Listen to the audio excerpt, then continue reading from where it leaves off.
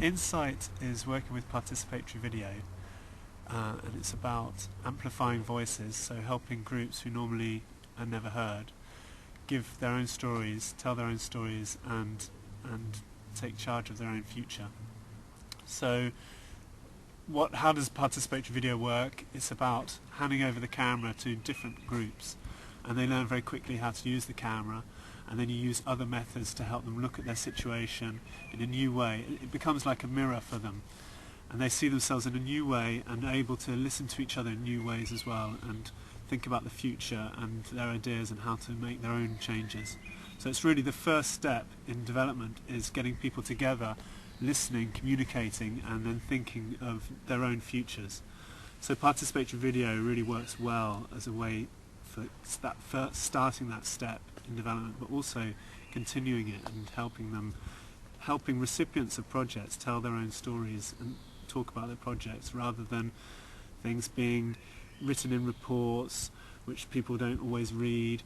It's a really good way for people to be able to communicate directly, whether they're literate or illiterate, whether they're very poor from the slum or they're a richer person. They're all very equal when it comes to using the video equipment, and it's just about getting people's ideas and stories heard.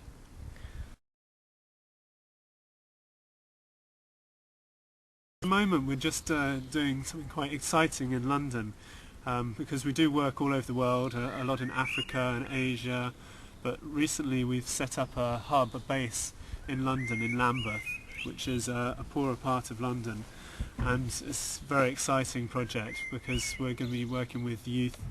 It's part of a very vibrant sports youth centre called Lillian Baylis, and we've now got a base inside this centre, and we're doing workshops with the youth around participatory video, letting them talk about their community, what kind of things they want to change in their community, and also showing the great projects they're busy in. And this is the first step in what we want to be doing all over the world. We're setting up a similar hub in South Africa, and as we lead up to the Football World Cup, we're going to be getting these hubs starting up all over the world so that the young people can show the projects they're involved in directly themselves. So if they're busy in football projects or different sports for change projects, again, how do you communicate the great work that's happening and the changes that are happening to individuals? And the best way is to actually allow the people who are being affected by these projects to share it directly themselves. And it creates, we're creating a whole network of youth voices, so that they can really learn from each other and get their voices heard, and let the world know how sport can really change lives and how it can be used as a tool for development.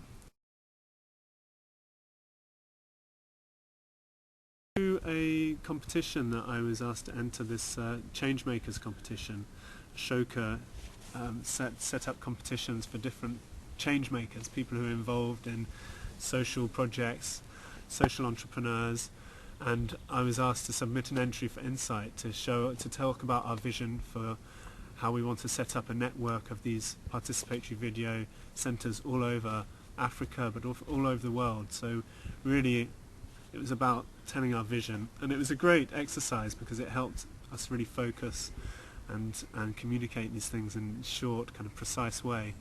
And Andrew Aris read my entry and I saw his entry, and we actually connected through that. So it was a kind of online dating agency for social entrepreneurs, I suppose. And it was so we met virtually to start with, and it's been really nice to meet him in reality.